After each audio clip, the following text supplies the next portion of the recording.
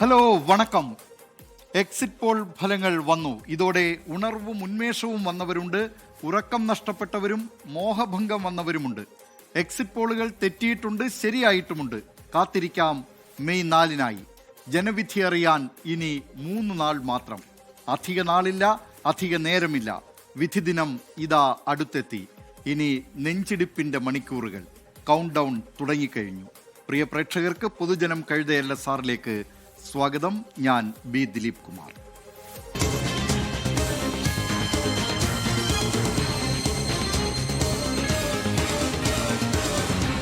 പൊതുജനം കഴുതയല്ല സാർ. വോട്ടുകാലമൊന്നു കഴിയാൻ കാത്തിരിക്കുകയാണ് ഇന്ധനവില കൂട്ടാനെന്ന് പലരും പറയുന്നതിനിടെ കേരളത്തിൽ കൂട്ടാൻ പോകുന്നത് പാൽവിലയാണ്. പൊതുജനങ്ങളുടെ കുടുംബ ബജറ്റിനെ താളം തെറ്റിച്ച് മിൽമ പാലിന് വില വർദ്ധിപ്പിക്കാൻ പോകുന്നു. 4 രൂപ വർദ്ധിപ്പിക്കുമെന്നാണ് മിൽമ ഡയറക്ടർ ബോർഡ് യോഗത്തിലെ തീരുമാനം. ഇതോടെ ചായയടക്കമുള്ള നിരവധി പാലുമായി ബന്ധപ്പെട്ട ഉൽപ്പന്നങ്ങൾക്കും വില കൂടും. കർഷകർക്ക് സഹായകരമാകുന്ന തീരുമാനമെന്നാണ് മിൽമ ബോർഡ് യോഗത്തിന്റെ വിലയിരുത്തൽ. എന്നാൽ കൂട്ടുന്ന വിലയുടെ എത്ര വിഹിതം കർഷകരിലേക്ക് എത്തും എന്നതും ചോദ്യമാണ്. തിരുവനന്തപുരത്ത് നിന്ന് മേഘന മുരളി തയ്യാറാക്കിയ റിപ്പോർട്ട് കാണാം. കേരളം കണികണ്ടുണരും തീവില. മഴയും വെയിലും ഇനി അത് പശ്ചിമേഷ്യൻ യുദ്ധമായാലും ബാധിക്കുന്നത് നമ്മുടെ നിത്യജീവിതത്തെ കൂടിയാണ്. മിൽമ പാൽ വില വർധനയും അങ്ങനെ തന്നെ. സാധാരണക്കാർക്ക് 2 നേരം കൃത്യമായൊന്ന് ചായ കുടിക്കാൻ പോലും ബുദ്ധിമുട്ടും. ഇനി എന്ത് ചെയ്യണമെന്ന് ചോദിച്ച് മൂക്കത്ത് വിരൽ വയ്ക്കുകയാണ് പലരും.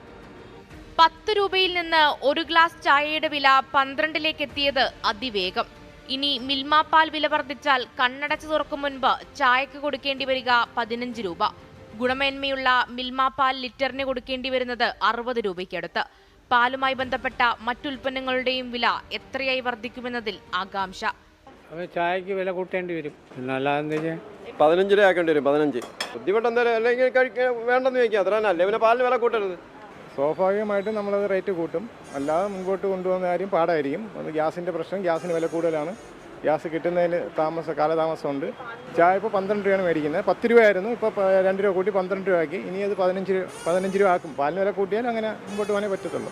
നിലവിൽ തെരഞ്ഞെടുപ്പ് പെരുമാറ്റച്ചട്ടം നിലവിലുള്ളതിനാൽ പ്രഖ്യാപനം വൈകുമെന്നാണ് വിശദീകരണം. 10 ദിവസത്തിനകം തീരുമാനമുണ്ടാകുമെന്ന് മിൽമ ബോർഡ് ചെയർമാൻ. കർഷകർക്കൊപ്പമെന്നാണ് മിൽമയുടെ നിലപാട്. നമ്മൾ ഈ കർഷകരെ സഹായിക്കുന്നതിന് കർഷകരുടെ പ്രസ്ഥാനം എന്നുള്ള നിലയിൽ ഞങ്ങൾക്കൊക്കെ താല്പര്യമുള്ള വിഷയമാണ്. അവരെ പാൽവില കൂട്ടി സഹായിക്കണമെങ്കിൽ സഹായിക്കാം. പക്ഷേ നമ്മളെടുത്തൊരു നിലപാട് പാൽവില കൂട്ടുന്നത് വൈകിപ്പോയതുകൊണ്ട് കർഷകർ ബുദ്ധിമുട്ടാതിരിക്കാനായി അവർക്കുള്ള ഉൽപ്പാദന ചെലവ് കുറവാക്കുന്നതിന് വേണ്ടി പരമാവധി സഹായങ്ങൾ നമ്മൾ ചെയ്തുകൊണ്ടിരിക്കുന്നുണ്ട്. കാലിത്തീറ്റ സബ്സിഡിയും മറ്റൊക്കെ ചെയ്തുകൊണ്ടിരിക്കുന്നുണ്ട്. പൊതുവിപണിയിലെ പകുതിയിലധികം സാധനങ്ങൾക്കും പച്ചക്കറികൾക്കുമെല്ലാം കഴിഞ്ഞ വർഷങ്ങളിൽ വില വർദ്ധിച്ചിട്ടുണ്ട്. അതിനൊപ്പമാണ് മലയാളികൾക്ക് പാൽവില വർധനയും ഭാരമാകുന്നത്. കട്ടനിലേക്ക് മാറാമെന്ന കടുത്ത തീരുമാനവും പലർക്കുമുണ്ട്. 4 രൂപയൊക്കെ കൂട്ടുമ്പോഴത്തേക്കും നമ്മൾ 1 കവർ പാലിന് ഇപ്പോഴേ 28 രൂപ. അപ്പോൾ പിന്നെ ചായ കുടിക്കേണ്ടവർ കട്ടൻ തേയില കുടിക്കേണ്ടി വരും. നമ്മളെ ബുദ്ധിമുട്ടാണ്. എന്ത് ചെയ്യാൻ പറ്റും? ആര് ചോദിക്കാനിരിക്കണം? ആരും ചോദിക്കാനില്ല. കൂട്ടിയാലും നമുക്ക് നിത്യോപയോഗം വാങ്ങിക്കുന്ന സാധനമല്ലേ, അപ്പോൾ അത് വാങ്ങിക്കാതിരിക്കാൻ പറ്റുമോ? ഇതിനെല്ലാം ഇടയിൽ ക്ഷീരകർഷകരെയും കാണാതെ പോകരുത്. ഉൽപാദനത്തിലുള്ള കുറവും പച്ചപ്പുല്ല് ക്ഷാമവും മുതൽ തുടങ്ങുന്നു പ്രതിസന്ധി. കർഷകരുടെ പേര് പറഞ്ഞു തന്നെയാണ് നിലവിലെ വില വർധനയും. അല്ല, ക്ഷീരകർഷകർക്ക് അവർക്ക് ആവശ്യമുള്ള വില കിട്ടാനുള്ള ഇതില്ല ഇപ്പോഴും. അതാണ് തീറ്റയുടെ വില കൂടിയിട്ടുണ്ട്. പശുക്കളൊക്കെ നിർത്തുക എന്ന് പറഞ്ഞാൽ വളരെ ബുദ്ധിമുട്ടുള്ള കാര്യമാണ്. അപ്പോൾ അതിനനുസരിച്ചുള്ള വില മിൽമയെന്നോ അല്ലെങ്കിൽ മറ്റുള്ള ക്ഷീരസംഘങ്ങളിൽ നിന്ന് പലപ്പോഴും കിട്ടുന്നില്ല എന്ന് വേണം പറയാനായിട്ട്. വർദ്ധിപ്പിക്കുന്ന തുകയുടെ 83.75% കർഷകർക്ക് നൽകുമെന്നാണ് നിലവിൽ മിൽമ ബോർഡിന്റെ തീരുമാനം. അത് ലഭിക്കുമോ എന്നതിൽ കർഷകർക്ക് പോലും ആശങ്കയുണ്ട്. ക്ഷീരകർഷകരുടെ ജീവിതം പച്ചപിടിപ്പിക്കാൻ വില വർധനമെന്ന് പറഞ്ഞ് തൽക്കാലം ആശ്വസിക്കാം. പക്ഷേ അതങ്ങനെ തന്നെയാകുമോ എന്ന് കണ്ടറിയണം. എന്തായാലും മലയാളികളുടെ കീശ കീറുമെന്നതിൽ സംശയമില്ല. മേഘ്ന മുരളി, 24 തിരുവനന്തപുരം. പൊതുജനം കഴുതയല്ല സാർ. മിൽമ പാലിന്റെ വില വർധനവിൽ ജനങ്ങൾക്ക് പറയാനുള്ളത് എന്താണെന്ന് കേൾക്കാം. വില വർദ്ധിപ്പിക്കാൻ തീരുമാനിച്ചിട്ടേ ഉള്ളൂ, അത് നടപ്പായിട്ടില്ല. എങ്കിലും ജനങ്ങൾക്ക് എന്താണ് പറയാനുള്ളത് നോക്കാം. എല്ലാവരും മിൽമ പാലും വേഗം നിർത്തണം, വേറെ പാലും വേണം. പോർ മാത്രം റേറ്റ് കൊടുത്തത് ഭയങ്കര ബുദ്ധിമുട്ടാവും. മിൽമ പാൽ റേറ്റ് കൂട്ടിയാൽ പാല് ചേഞ്ച് ആകണം. വില കൂട്ടിയത് കൂടുതൽ തന്നെയാണത്. അത് നല്ല കാര്യമാണെന്ന് തോന്നുന്നില്ല. ഇതിപ്പോൾ 4 രൂപ കൂട്ടത് ഭയങ്കര കൂടുതൽ തന്നെയാണത്. ഇവർ കൂട്ടുമല്ലാണ്ട് കർഷകർക്ക് യാതൊരു ബെനിഫിറ്റും അതിൽ വരുന്നില്ലല്ലോ അവർക്ക്. എല്ലാം ബാധിക്കും. ഡെയിലി 2 പാക്കറ്റ് പാലെടുക്കുന്നതല്ലേ, ബുദ്ധിമുട്ട് തന്നെ. ഇപ്പോൾ 28 രൂപ ഉണ്ട്. സാധാരണക്കാരന് വലിയ അടിയായിട്ട് തീരും ആ പാല്. ഇഷ്ടം പോലെ വേറെ കമ്പനിക്കാരൻ അതിനേക്കാളും കുറവിന് ഇറക്കുന്നുണ്ട്. അപ്പം മിൽമാരും വാങ്ങാനുണ്ടാവില്ല. നിരവധി പ്രേക്ഷകരാണ് ഈ വാർത്തയോട് പ്രതികരിക്കുന്നത്. അലി അക്ബർ പറയുന്നു, വെള്ളത്തിന് ക്ഷാമമുള്ളപ്പോഴല്ലാതെ പിന്നെ എപ്പോഴാണ് പാലിന് വില കൂട്ടുക? ഒന്നിനും വില കൂട്ടാതിരിക്കരുത് എന്ന കാര്യമാണ് അലി അക്ബറിന് പറയാനുള്ളത്. നൌഷാദ് പുന്നത്തല പറയുന്നു, അവശ്യ സാധനങ്ങൾക്കും പഴം പച്ചക്കറികൾക്കും ഇന്ധന വില വരെ ഓരോ ദിവസവും കുതിച്ചുയരുകയാണ്. സാധാരണക്കാരന് ജീവിച്ചു പോകാൻ വലിയ പാടാണെന്ന്. ഹിജാസ് അലി പറയുന്നു, കട്ടൻ കുടിച്ചാൽ മതി എന്ന്. മിനിബാബു പറയുന്നു, പാൽ വില കൂടുന്നതിനനുസരിച്ച് ക്ഷീര കർഷകർക്ക് ഗുണമുണ്ടാകുമോ എന്ന ചോദ്യമാണ് ഉള്ളത്. ചേറാടിക്ക് പറയാനുള്ളത്, പരാതിയുള്ളവർ ഓരോ നാടൻ പശുക്കളെയെങ്കിലും വാങ്ങിച്ച് വീട്ടിൽ വളർത്തടേ, അല്ലെങ്കിൽ ആരെങ്കിലും അധ്വാനിച്ച് ഉൽപ്പാദിപ്പിക്കുന്ന പാലിന് വില കൊടുക്കേണ്ടി വരും എന്നാണ്. ഇങ്ങനെ ഈ നിലയിലുള്ള നിരവധി പ്രതികരണങ്ങൾ പ്രേക്ഷകരുടെ ഭാഗത്തു നിന്ന് വരുന്നുണ്ട്. മറ്റൊരു വിശേഷത്തിലേക്കാണിനി. കടുത്ത വേനലിലും ഒരിറ്റ് ശുദ്ധജലം ലഭിക്കാതെ വലയുകയാണ് ആലപ്പുഴ പൂങ്കാവ് പ്രദേശത്തെ കുടുംബങ്ങൾ. വാട്ടർ അതോറിറ്റി നടത്തുന്ന പമ്പിങ്ങിൽ നിന്ന് നിരവധി വീടുകൾ പുറത്താണ്. പ്രശ്നം പരിഹരിക്കാത്തതിനെ തുടർന്ന് 1.5 മാസമായി ഈ വീടുകളിൽ വെള്ളമില്ല. റെയിൽവേ ട്രാക്ക് മുറിച്ചു കടന്ന് അപകടകരമായ സാഹചര്യത്തിൽ കുടിവെള്ളം ശേഖരിക്കേണ്ട ഗതികേടിലാണ് പൂങ്കാവിലെ ജനങ്ങൾ. കാണാം ആലപ്പുഴയിൽ നിന്ന് അശ്വിൻ പാലാഴി തയ്യാറാക്കിയ റിപ്പോർട്ട്. പൂങ്കാവിൽ ജലമില്ല. ഭക്ഷണം, വെള്ളം, പാർപ്പിടം, വസ്ത്രം, മനുഷ്യൻ്റെ അടിസ്ഥാന സൗകര്യങ്ങൾ. പക്ഷേ ഇതിൽ വെള്ളമില്ലാതെ കഷ്ടപ്പെടുകയാണ് ആലപ്പുഴ പൂങ്കാവിലെ നിരവധി കുടുംബങ്ങൾ. വാട്ടർ അതോറിറ്റിയുടെ അലംഭാവമാണ് പ്രധാന കാരണം. വീടുകളിലേക്ക് ഒരിറ്റ് കുടിവെള്ളം എത്തിക്കണമെങ്കിൽ ഈ ട്രാക്ക് മുറിച്ച് കടന്ന് ചുമന്നുകൊണ്ട് വേണം വെള്ളം എത്തിക്കാൻ.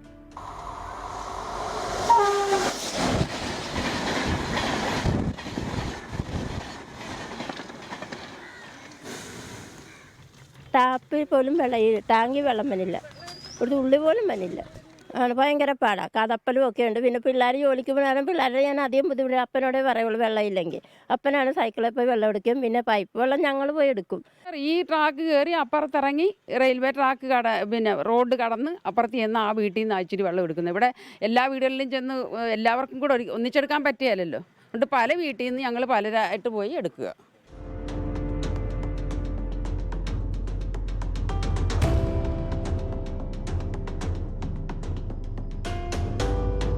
പൂങ്കാവ് റെയിൽവേ ട്രാക്കിന് സമീപത്തെ വീടുകളിൽ 1.5 മാസമായി ഇതാണ് അവസ്ഥ. ടാപ്പ് തുറന്നാൽ കിട്ടുക ചൂട് കാറ്റു മാത്രം. ജല അതോറിറ്റി അധികൃതർക്ക് മുന്നിൽ പരാതി പറഞ്ഞു മടുത്തു നാട്ടുകാർ. ഇവിടെ വാട്ടർ അതോറിറ്റി വിളിച്ചാൽ എടുക്കത്തില്ല. കസ്റ്റമർ കെയറിൽ വിളിച്ച് പരാതി പറയും. എൻ്റെ ഫോണിനകത്ത് നോക്കിയാൽ അറിയാം എത്ര നമ്പർ കിടപ്പുണ്ടെന്ന്. എന്താണ് ഈ വാശി തീർക്കുന്നത്? ഞങ്ങളവിടെ എന്തിനാണ് വാശി തീർക്കുന്നത്? ഞങ്ങൾ ഈ ട്രാക്കറമ്പിൽ കിടക്കുന്ന വഴിയില്ല. സുഖമില്ലാത്തൊരു മനുഷ്യൻ ഇന്നലെ വീണിട്ട് ഞാൻ താങ്ങിയിട്ട് ഞാനും വീണ് എനിക്ക് മുട്ടാനക്കാൻ മേല. ഈ ചൂടിന് ദാഹം കൊണ്ടാണ് ഒരു തരത്തിലും പറ്റത്തില്ല. അപ്പോൾ വെള്ളമില്ലാതെ ഒരു രക്ഷയില്ല. എന്നിട്ട് പോലും കൊള്ളാത്ത മോട്ടർ വെള്ളം വരെ തിളപ്പിച്ച് ഞങ്ങൾ കുടിച്ച്. പിന്നെ ഇനി എന്താണ് ഈ ഗവൺമെൻറ്റും ഈ പഞ്ചായത്തുകാരും ഞങ്ങളോട് ഇങ്ങനെ ചെയ്യുന്നതെന്ന് അറിയത്തില്ല.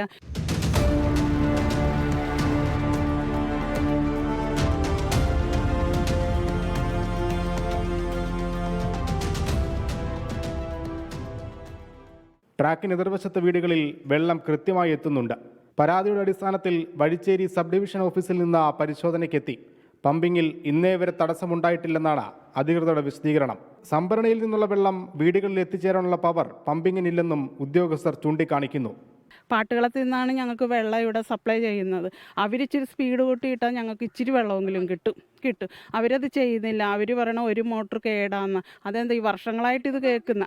പക്ഷേ അതവരെന്താ ശരിയാക്കാത്തെന്ന് അറിയത്തില്ല. ഇനി ഈ വെള്ളം കിട്ടാതെ ഇവിടെ കിടന്ന് മനുഷ്യർ മരിച്ചാലേ ഇവർ വെള്ളം തരുവുള്ളതെന്നറിയത്തില്ല.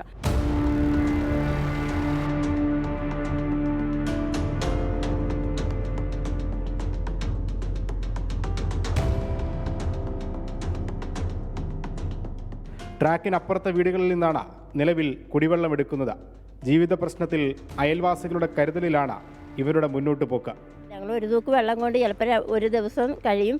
പിന്നെ കുടിവെള്ളം കാശ് കൊടുത്ത് വാങ്ങിക്കുന്നുണ്ട്. കഞ്ഞി വെക്കാനും കറി വെക്കാനും ഒക്കെ പൈപ്പ് വെള്ളം, കുടിവെള്ളം കാശ് കൊടുത്ത് വാങ്ങിക്കുക. അങ്ങനെ ഇതുവരെ സാഹചര്യങ്ങൾ അതുങ്ങൾ തന്നിട്ടില്ല. ഞാൻ ഈ കിഴക്കേ വീട്ടിൽ പോയി ഞങ്ങൾ 2-3 വീട്ടുകാർ ഒന്നിച്ച് പോയി എടുക്കുന്നുണ്ട്.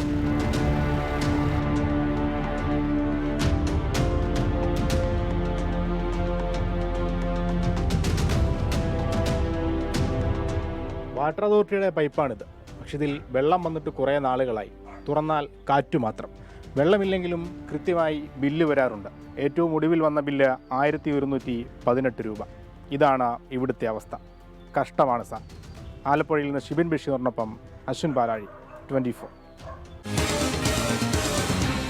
പൊതുജനം കഴുതയല്ല സാർ.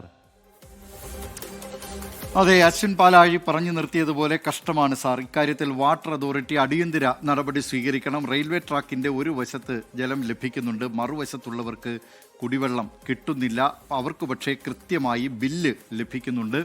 ഇത് മറുവശത്തു കൂടി കുടിവെള്ളം ലഭ്യമാക്കുന്നതിനുള്ള നടപടി സ്വീകരിക്കണം. വളരെ അപകടകരമായ സാഹചര്യത്തിൽ കൂടിയാണ് ട്രെയിനുകൾ കടന്നുപോകുന്ന പാതയുടെ മറുവശത്ത് നിന്ന് ജനങ്ങൾ കുടിവെള്ളം ശേഖരിക്കാൻ ഇപ്പുറത്തേക്ക് വരേണ്ടി വരിക എന്നത് വലിയ ദുരന്തത്തിന് തന്നെ വഴിവെക്കുന്ന കാര്യമാണ് എന്ന് തിരിച്ചറിഞ്ഞുകൊണ്ട് വാട്ടർ അതോറിറ്റി ഇക്കാര്യത്തിൽ സത്വര നടപടികൾ സ്വീകരിക്കുകയാണ് വേണ്ടത്. വനജ PR പോലെയുള്ള പ്രേക്ഷകർ പറയുന്നുണ്ട്, വെള്ളമില്ലാത്ത അവസ്ഥ ചിന്തിക്കാൻ പോലും വയ്യ എന്ന കാര്യം. സുധീഷ് MN പറയുന്നു, ഒരു നേരം വെള്ളമില്ലാതെ നമുക്ക് പറ്റില്ല, പിന്നെ ഇത്രയും നാൾ എന്ന കാര്യം പറയുന്നുണ്ട്. ആ നിലയിൽ നിരവധി പ്രതികരണങ്ങൾ പ്രേക്ഷകരുടെ ഭാഗത്തു നിന്നും വരുന്നുണ്ട്. ഇക്കാര്യത്തിൽ വാട്ടർ അതോറിറ്റി അടിയന്തര നടപടി സ്വീകരിക്കട്ടെ. ആലപ്പുഴ ജില്ലയിലെ പൂങ്കാവ് നിവാസികൾക്ക് കുടിവെള്ളം ലഭ്യമാക്കാൻ നടപടികൾ ഉടൻ ഉണ്ടാകട്ടെ എന്ന് നമുക്ക് ആശിക്കാം. സംസ്ഥാന സർക്കാരിൻ്റെ ലൈഫ് പദ്ധതിയിലൂടെ ഫ്ളാറ്റ് കിട്ടുമെന്ന് കരുതി വഴിയാധാരമായ 54 കുടുംബങ്ങൾ പത്തനംതിട്ടയിലുണ്ട്. പത്തനംതിട്ട ഏനാത്താണ് ഈ സംഭവം. അവിടെ 2020 തുടങ്ങിയ ഫ്ളാറ്റ് നിർമ്മാണം ഇതുവരെ എങ്ങും എത്തിയിട്ടില്ല. ഏഴംകുളം പഞ്ചായത്തിന് കീഴിലെ 92 സെന്റ് സ്ഥലമായിരുന്നു ഫ്ളാറ്റിനായി കണ്ടെത്തിയത്. ലൈറ്റ് വെയ്റ്റ് സ്റ്റീൽ ഉപയോഗിച്ച് സാങ്കേതിക വിദ്യയിലുള്ള 2 ഫ്ളാറ്റുകൾ നിർമ്മാണത്തിൽ ഒന്നിൻ്റെ ഘടന മാത്രമാണ് നിലവിൽ പൂർത്തിയായിട്ടുള്ളത്. മറ്റൊന്ന് തറയും, അതും പൂർത്തിയായിട്ടുണ്ട്. ഇപ്പോൾ സാമൂഹ്യ വിരുദ്ധരുടെയും ഇഴജന്തുക്കളുടെയും വിഹാര കേന്ദ്രമായി മാറി ഈ പ്രദേശം. പത്തനംതിട്ടയിൽ നിന്ന് ഷിജോ കുര്യൻ തയ്യാറാക്കിയ റിപ്പോർട്ട് കാണാം. പറഞ്ഞ് പറ്റിച്ചോ.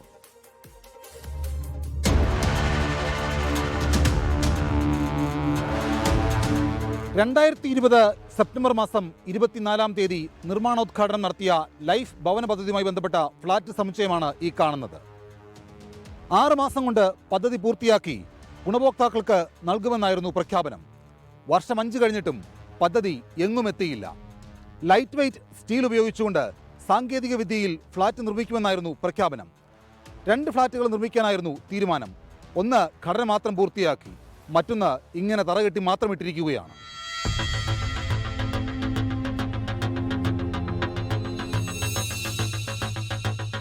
ചേട്ടനൊക്കെ സ്ഥലം കൊടുത്തേ? അത് അന്ന് അവർ പറഞ്ഞെന്ന് പറഞ്ഞാൽ ഇവിടെ വല്ല ആയുർവേദ ആസ്പത്രി എന്തെങ്കിലും കൊണ്ടുവരാന്ന് പറഞ്ഞിട്ടാണ് എടുത്തത്. അല്ല, ഇതിപ്പോ 2 ഫ്ലാറ്റല്ലേ? ഇതിപ്പോ മറ്റേ ശാസ്ത്ര സാങ്കേതിക വിദ്യ ഉപയോഗിച്ചൊക്കെ ആയിരുന്നില്ലേ?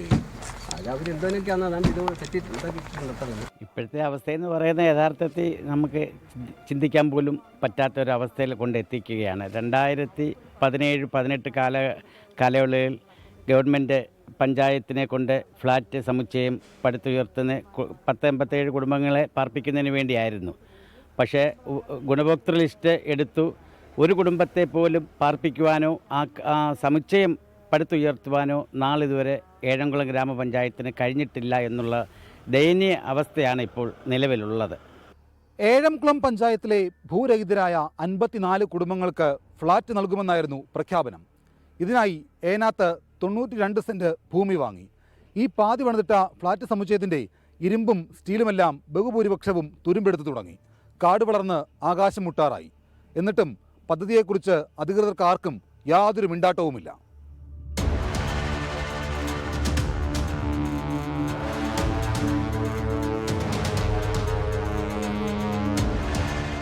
ഏറ്റവും കൂടുതൽ എതിർപ്പ് പ്രകടിപ്പിച്ചൊരു മെമ്പർ ഞാൻ തന്നെയായിരുന്നു. കാര്യം ഈ ഫ്ലാറ്റ് എന്ന് പറയുമ്പോൾ പ്രായോഗികമല്ല എന്ന് ഞങ്ങളുടെ പ്രതിപക്ഷത്തിരിക്കുന്ന ഞങ്ങളെല്ലാവരും സൂചിപ്പിച്ചിരുന്നു. ഉള്ളവർക്ക് കുറച്ച് ഈ വസ്തു വീതം ചെയ്ത് കൊടുത്ത് നിങ്ങൾ ലൈഫിനകത്ത് അവർ ഉൾപ്പെടുത്തിക്കൊണ്ട് 4 ലക്ഷം രൂപയ്ക്ക് വീട് കൊടുക്കുമായിരുന്നു, അത് നന്നായേനെ എന്ന് പറഞ്ഞപ്പോൾ ഞങ്ങളുടെയൊക്കെ എതിർപ്പിനെ വകവെക്കാതാണ് അന്നത്തെ ഭരണസമിതി ഇത് ഗവൺമെൻറ് തീരുമാനമാണ് എന്നുള്ള രീതിയിൽ ഈ പദ്ധതിയുമായിട്ട് മുമ്പോട്ട് പോയത്. നമുക്ക് യാഥാർത്ഥ്യമായിട്ടില്ല, അതിനകത്ത് ഫ്ലാറ്റ് സമുച്ചയം യാഥാർത്ഥ്യമായിട്ടില്ല എന്നുള്ളതാണ് വസ്തുത. അപ്പോൾ ഇനിയിപ്പോൾ പുതിയ ഗവൺമെൻറ് വന്നു കഴിയുമ്പോൾ എന്തായാലും അതിൻ്റെ ഒരു ഫോളോ അപ്പ് എന്ന നിലയിലേക്ക് ഇപ്പോൾ ഞാൻ വീണ്ടും പഞ്ചായത്ത് ഭരണസമിതിയിലുണ്ട്. ഞങ്ങൾ അതിൻ്റെ ഫോളോ അപ്പ് എന്നുള്ള നിലയിലേക്കുള്ള പ്രവർത്തനങ്ങളെ കൂടി പോവുക എന്ന നിലയിലാണ് ഇപ്പോൾ ആലോചിച്ചിട്ടുള്ളത്.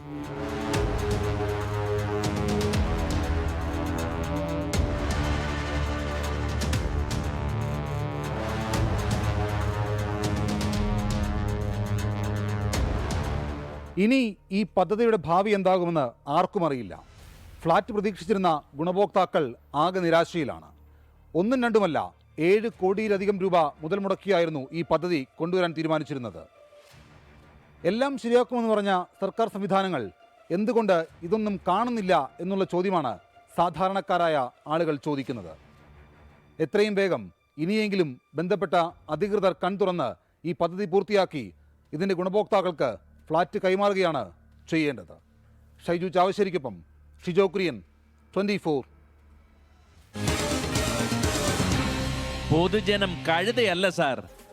ബംഗളൂരുവിലെ നഴ്സിംഗ് വിദ്യാർത്ഥിയും മലയാളിയുമായ ആദിത്യന്റെ മരണത്തിൽ ദുരൂഹത ആരോപിച്ച് കുടുംബം. ഹോസ്റ്റലിൽ സഹപാഠികൾ ലഹരി ഉപയോഗിച്ചത് ആദിത്യൻ ചൂണ്ടിക്കാട്ടിയിരുന്നു. ഇതിന്റെ പേരിൽ ആദിത്യൻ ഒറ്റപ്പെടൽ നേരിട്ടു. കോളേജ് അധികൃതരും ആത്മഹത്യയെന്ന് വരുത്തി തീർക്കാൻ ശ്രമിക്കുന്നെന്നും ആദിത്യന്റെ പിതാവ് പ്രദീപ് 24-നോട് പറഞ്ഞു. കോളേജിൽ നിന്ന് ഇന്നലെ വിളിച്ചു, വൈഫിനെയാണ് വിളിക്കുന്നത്. വൈഫിനെ വിളിച്ചിട്ട് പെട്ടെന്ന് വരണം, വയ്യ കിടക്കുകയാണ്, സീരിയസ് ആണ്, പെട്ടെന്ന് വരണമെന്ന് പറഞ്ഞു. അങ്ങനെ ഞാനിവിടെ വന്നത്. ഞാനിവിടെ വന്നപ്പോഴേ ഞാൻ അറിയുന്നത് ഇങ്ങനെ ഒരു വിഷയം ഉണ്ടായെന്നും ആള് മരിച്ചെന്നുള്ളത് ഇവിടെ വന്നതിന് ശേഷമാണ് ഞാൻ അറിയുന്നത്. 100% അങ്ങനെ ചെയ്യാൻ വേണ്ടിയിട്ട് ഒരു സാധ്യതയില്ല. കോളേജ് ഹോസ്റ്റലിൽ ഇപ്പോൾ പുതിയതായിട്ട് വന്ന 2 കുട്ടികൾ ഡ്രഗ്സ് ഉപയോഗിക്കുന്നു എന്ന് പറഞ്ഞുകൊണ്ടൊരു പരാതി വന്നിട്ടുന്നുണ്ട്. അത് അവനെ കൂടെ പ്രതി ചേർത്തുകൊണ്ട് എല്ലാവരുടെ മുമ്പിൽ വെച്ച് ഇൻസൾട്ട് ചെയ്തായിരുന്നു. ഒറ്റപ്പെടുത്തൽ ഉണ്ടായിരുന്നു പറഞ്ഞു.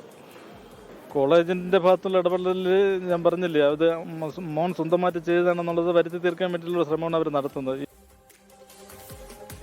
വളരെ കഷ്ടമാണ് ആ കുടുംബത്തിന്റെ അവസ്ഥ. തിരുവനന്തപുരം അരുവിക്കര സ്വദേശിയായ ആദിത്യനെ ഇന്നലെയാണ് ഹോസ്റ്റൽ മുറിയിൽ തൂങ്ങി മരിച്ച നിലയിൽ കണ്ടെത്തിയത്. വിവരങ്ങളുമായി ബംഗളൂരുവിൽ നിന്ന് സജു ചാമക്കാലയിൽ വിശദാംശങ്ങൾ. ദിലീപ് കുമാർ, തിരുവനന്തപുരം അരുവിക്കര സ്വദേശി 19-കാരനായ ദിലീപ് കുമാർ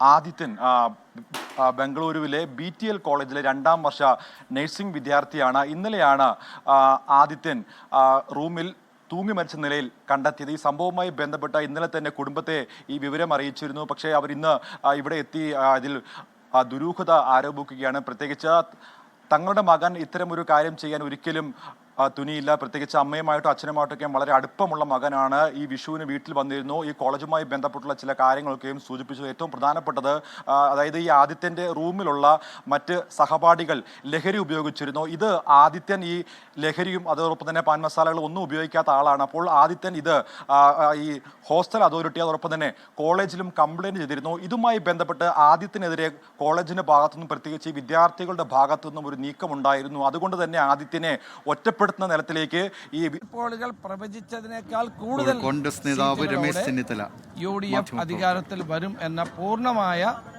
വിശ്വാസമാണ് ഞങ്ങൾക്കുള്ളത്. ഇന്ന് ഇടതുപക്ഷ ജനാധിപത്യ മുന്നണിയുടെ 10 വർഷത്തെ ദുർഭരണം ജനങ്ങൾ മടുത്തിരിക്കുന്നു. ജനങ്ങൾ ഒരു ഭരണമാറ്റം ആഗ്രഹിക്കുന്നു എന്നുള്ളത് തെരഞ്ഞെടുപ്പ് രംഗത്ത് പ്രവർത്തിച്ചപ്പോൾ തന്നെ ഞങ്ങൾക്ക് മനസ്സിലായ ഒരു കാര്യമാണ്. തെരഞ്ഞെടുപ്പ് കഴിഞ്ഞപ്പോൾ അത് കുറേ കൂടി വ്യക്തമായി. അപ്പോൾ ജനങ്ങൾ ഒരു പുതിയ ഗവൺമെൻറ് ആഗ്രഹിക്കുന്നു, ജനങ്ങൾ ഒരു രാഷ്ട്രീയ മാറ്റം ആഗ്രഹിക്കുന്നു, ജനങ്ങൾ ഒരു ഭരണമാറ്റം ആഗ്രഹിക്കുന്നു. അതിനനുസരിച്ചുള്ള ഒരു വോട്ടെടുപ്പാണ് കേരളത്തിൽ നടന്നത്. അതുകൊണ്ട് കേരളത്തിൽ 4-ാം തീയതി വോട്ടെണ്ണിക്കഴിഞ്ഞാൽ ഉണ്ടാകാൻ പോകുന്നത് കേരളത്തിൽ UDFൻ്റെ ഒരു ഭരണത്തിനുള്ള വഴിയാണ് തുറക്കുന്നത്. അതാണ് എനിക്ക് എക്സിറ്റ് പോളുകളെ പറ്റി പറയാനുള്ളത്. അധികാരത്തിൽ വന്നു കഴിഞ്ഞാൽ ലീഗിന്റെ നേതൃത്വത്തിലുള്ള ഒരു മതാധിപത്യ ഭരണമാവും വരിക എന്നുള്ളതാണ് വെള്ളാപ്പള്ളി നടേശന്റെ അല്പസ്വയമുള്ളൊരു പ്രതികരണം. ഞാൻ അത്തരം കാര്യങ്ങളോടൊന്നും പ്രതികരിക്കുന്നില്ല. ഇന്നിപ്പോൾ ആവശ്യം UDF ഭരണം വരുമെന്നുള്ളതാണ് ഏറ്റവും പ്രധാനപ്പെട്ട കാര്യം. ആ ഭരണം വരാൻ വേണ്ടിയാണ് കേരളത്തിലെ ജനങ്ങൾ വോട്ട് ചെയ്തത്. അവരെ നിരാശപ്പെടുത്തുന്ന ഒരു വാക്കും എൻ്റെ ഭാഗത്തുനിന്ന് ഉണ്ടാവില്ല. മറ്റൊരു കാര്യം, ഈ എക്സിറ്റ് പോളിൽ മുഖ്യമന്ത്രി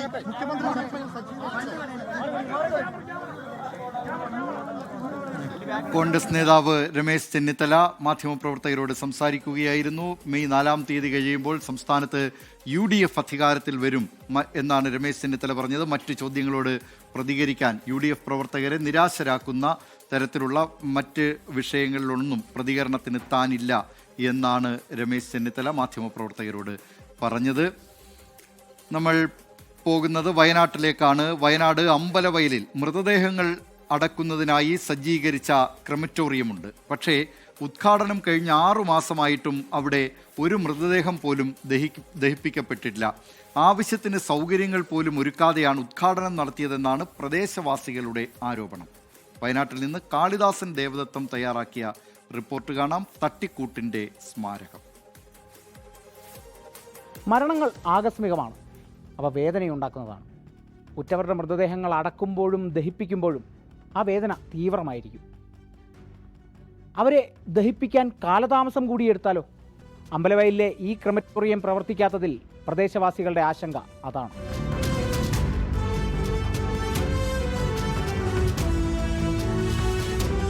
1.06 കോടി രൂപ മുടക്കി 500 ചതുരശ്ര അടിയിൽ പണിത ഈ ക്രെമറ്റോറിയത്തിന്റെ ഉദ്ഘാടനം കഴിഞ്ഞ് 6 മാസം പിന്നിടുന്നു.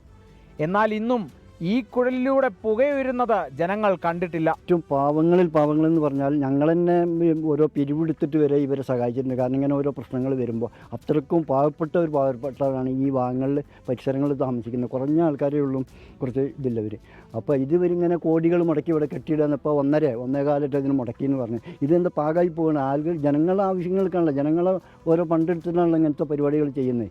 അതുവരെ ജനങ്ങൾക്കൊരു ആവശ്യത്തിന് ഇത് ചെയ്തു കൊടുക്കില്ല എന്ന് പറഞ്ഞാൽ അത് ഭയങ്കര സങ്കടം തന്നെയാണ്. കഴിഞ്ഞ വർഷം ഒക്ടോബറിൽ പൂർത്തിയാക്കിയ കെട്ടിടം തദ്ദേശ സ്വയംഭരണ വകുപ്പ് മന്ത്രി MB രാജേഷ് ഉദ്ഘാടനം ചെയ്ത് മടങ്ങിയപ്പോൾ അമ്പലവയൽ വാസികൾക്ക് വലിയ ആശ്വാസമായിരുന്നു. എന്നാൽ പിന്നീട് പ്രദേശത്തുണ്ടായ മരണങ്ങളുമായി ബന്ധപ്പെട്ട് ക്രെമറ്റോറിയത്തിന്റെ ആവശ്യം ഉയർന്നെങ്കിലും പ്രവർത്തന സജ്ജമായില്ല. കാരണം കെട്ടിടം ഉദ്ഘാടനം ചെയ്തത് ഗ്യാസ്, വൈദ്യുതി, വെള്ളം തുടങ്ങിയവയ്ക്കുള്ള സൗകര്യങ്ങൾ ഒരുക്കാതെയെന്ന് പ്രദേശവാസികൾ. അത് ആ തെരഞ്ഞെടുപ്പിനെ മുന്നിൽ കണ്ടുകൊണ്ടുള്ള ഒരു ആസൂത്രണമായിരുന്നു. വകുപ്പ് മന്ത്രി വന്നു, മറ്റൊരു പരിപാടിക്ക് വന്നപ്പോൾ ഇത് ഉദ്ഘാടനം ചെയ്തിട്ട് പോയതാണ്. അടിസ്ഥാന സൗകര്യങ്ങളൊന്നും തന്നെ അവർ തയ്യാറാക്കിയില്ലായിരുന്നു. അടിസ്ഥാന സൗകര്യം എന്ന് പറഞ്ഞാൽ വെള്ളമില്ല, ജനറേറ്ററില്ല. ഇത് രണ്ടും അത്യാവശ്യ ഘടകമാണ്. പക്ഷേ അതവർ ചെയ്യാതെയാണ് ആ തെരഞ്ഞെടുപ്പ് മുന്നിൽ കണ്ടുകൊണ്ടുള്ളത് ചെയ്തത്. അമ്പലവയൽ പഞ്ചായത്തിന്റെ മുൻ ഭരണസമിതി വൈദ്യുതി ലഭ്യമാക്കിയിട്ടുണ്ട്. പുതിയ ഭരണസമിതി വെള്ളത്തിനുള്ള സംവിധാനവും ജനറേറ്റർ സംവിധാനവും ഒരുക്കി. എന്നാൽ ക്രെമറ്റോറിയത്തിലേക്ക് ഇനി പ്രധാനമായും വേണ്ടത് ഗ്യാസ് സംവിധാനവും പ്രവൃത്തി പരിചയമുള്ള ഒരാളെയുമാണ്. ഗ്യാസിൻ്റെ സംവിധാനങ്ങൾ ലഭ്യമാക്കേണ്ടതുണ്ട്. അതോടൊപ്പം അവിടെ പരിചയസമ്പന്നനായിട്ടുള്ള ഒരു ജീവനക്കാരനെ നമുക്ക് നിശ്ചയിക്കേണ്ടതായിട്ടുണ്ട്. ജനങ്ങളോടൊപ്പം നിൽക്കേണ്ട സർക്കാരിന് കീഴിലുള്ള ജനപ്രതിനിധികൾ. ഒരു ചോദ്യം നിങ്ങളിലേക്ക്. ഭ്രൂണത്തിന് വരെ അവകാശമുള്ള ഈ നാട്ടിൽ മൃതദേഹങ്ങൾ സുഗമമായി ദഹിപ്പിക്കാൻ വേണ്ട സംവിധാനം ഒരുക്കേണ്ടത് ആരാണ്? കാളിദാസൻ ദേവദത്തം, 24 വയനാട്. പൊതുജനം കഴുതയല്ല സാർ.